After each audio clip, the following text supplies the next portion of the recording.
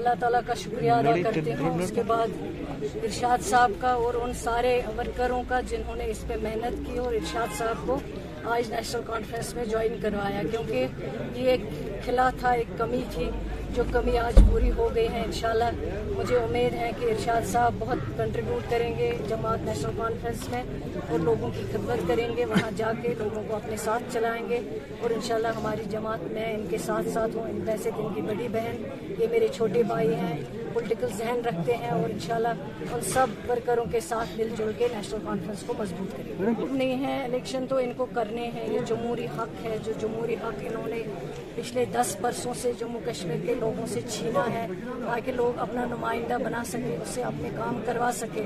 जहाँ तक वज़ीर आज़म साहब का सवाल है, वो तो जम्मू कश्मीर आए, उन्होंने तो यहाँ पे पूरा ऐलान किया है कि जम्मू कश्मीर में बहुत जल्द इलेक्शन होंगे और इलेक्शन तो इनको करने हैं। और हमने ये कभी 10 बरसों में नहीं देखा कि इलेक्शन आज है कल है, हमने कभी ये टारगेट नहीं रखा इलेक्शन कब हो। हम लोगों के साथ चलते रहे, लोगों के मुश्किलातों में उनके साथ निकले, जहाँ उनको हमारी ज़रूरत थी वहाँ हम खड़े रहे। वैसे तो उनकी बहन, वैसे तो उनकी बेटी, जहाँ उनको मुश्किलात थे हमने आवाज़ उठाई और इंशाल्लाह आज भी हम लोगों के लिए काम करते हैं। वैसे तो एक सोशल वर्कर, ना ये समझ के कि इलेक्शन होगा फिर मैं लोगों को अपनी तरफ खींचूंगी और फिर इलेक्शन जीतूंगी, वो तो है, एक पार्ट है इसका इलेक्शन भी।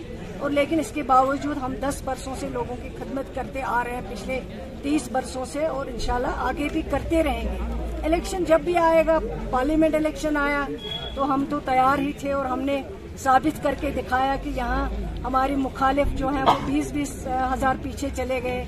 एक तो तीसरे नंबर पे, दूसरे जो 2 नंबर पे हैं वो भी 20 हज़ार से दूसरे नंबर पे है। और मियां अल्ताफ साहब ने इतनी बड़ी जीत हासिल कर ली जो शायद लोग कहते थे कि नहीं जीतेंगे मियां साहब, वहाँ से हैं, यहाँ से हैं, लेकिन लोगों ने बढ़ चढ़ के इस सिलेक्शन में हिस्सा लिया और मियां अल्ताफ साहब और नेशनल कॉन्फ्रेंस को जिता दिया। मैं तो वैसे थे उनकी बहन, वैसे उनकी बेटी, नूराबाद की बेटी, उनको दावत देती हूँ कि सकीना इटू का मकसद है लोगों की खिदमत करना, मेरा कोई ज़ाती मकसद नहीं है।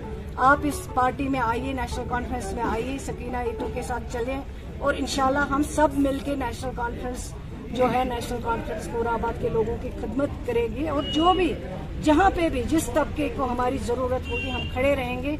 मेरा उनसे यही कहना है कि चले, ये तो पॉलिटिक्स है, आपने किसको वोट डाला किसको नहीं डाला है, लेकिन आप आ जाइए, इंशाल्लाह आपको यहाँ इज्जत मिलेगी, आपके मसाइल है उन पे देखेंगे और लोगों के लिए हमारा मकसद है कि लोगों के लिए काम करना। अगर हमें पॉलिटिक्स, अगर हमने अपने लिए कुछ करना होता तो आज सकीना ये तो डॉक्टर होती, आज वो पॉलिटिक्स में नहीं होती, फिर मैं डॉक्टरी करती। आज जो मेरे नॉर्मल सी आ गई, हालात ठीक हो गए हैं, लेकिन बीच बीच में हम ये सब चीज़ें देखते हैं कि कभी उधर एनकाउंटर हो गया, कभी यहाँ एनकाउंटर हो गया, कहीं वहाँ कुछ हो गया। तो 370 ही ये समझते थे कि रुकावट थी सब कुछ चीज़ों की, लेकिन अगर 370-35 से हटने के बाद भी यहाँ कहीं पे बंदूक चलता है तो ये फिर मिसाल है कि 370 को बदनाम किया जाता था और वो सूरत नहीं है कि जो लोग कहते थे कि 370 की वजह से यहाँ बंदूक है। फिर आज कुलगाम में ये सब नहीं होना चाहिए, फिर राजौरी में ये सब नहीं होना चाहिए, फिर सिविल किलिंग नहीं होनी चाहिए, ये सब फिर कम्प्लीटली बंद होना चाहिए।